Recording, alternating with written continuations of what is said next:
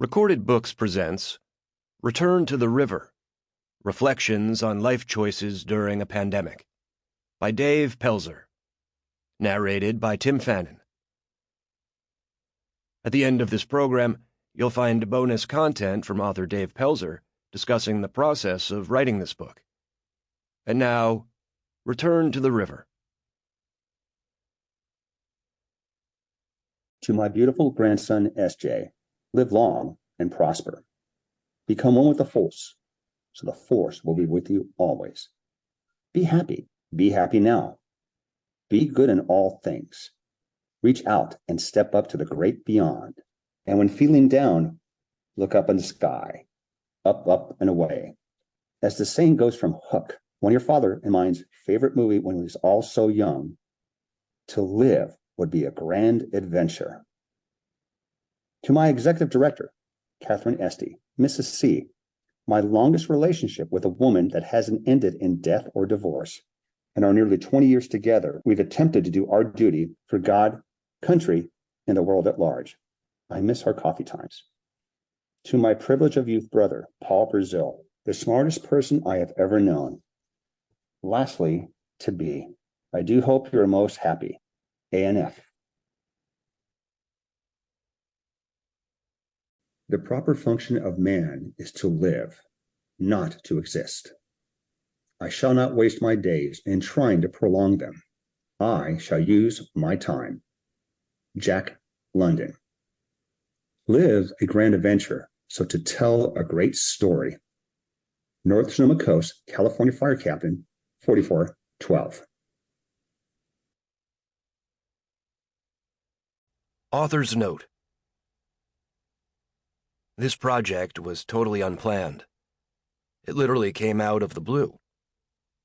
It was my fastest, yet deepest writing to date. Being a hopeless romantic, part of this book is a haunting love story on various levels, with many threads. It is a story of an unexpected, overwhelming chain of events that, for me, required deep introspection on how I came to a crossroads in my later years.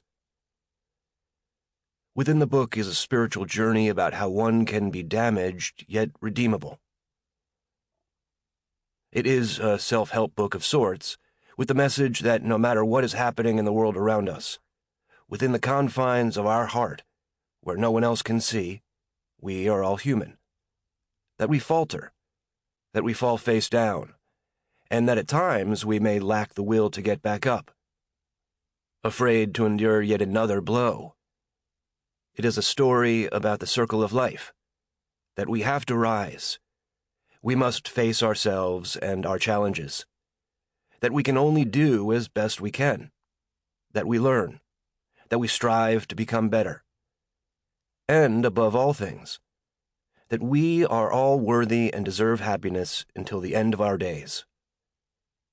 I thank you for taking this journey. I truly hope it makes an impact on your inner heart and leads to a more fulfilling life.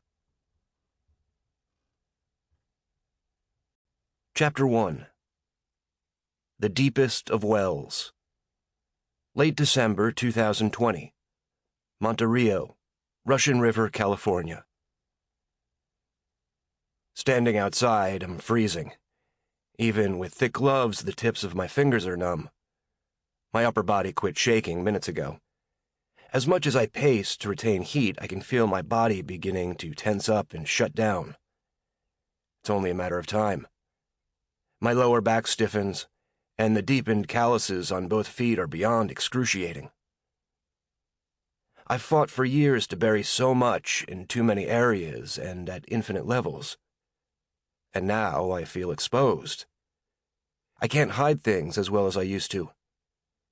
In the past 2 years, unexpected events have burst my hurt lockers wide open. I'm a master of masking in plain sight. I had to learn to do so before kindergarten. I've buried so much for decades upon decades. Insecurity, unworthiness, chasing others' approval, the fear of not being good enough, and above all, the dread of abandonment. As of late, I feel from deep within, in order to try to keep my Sample complete. Ready to continue?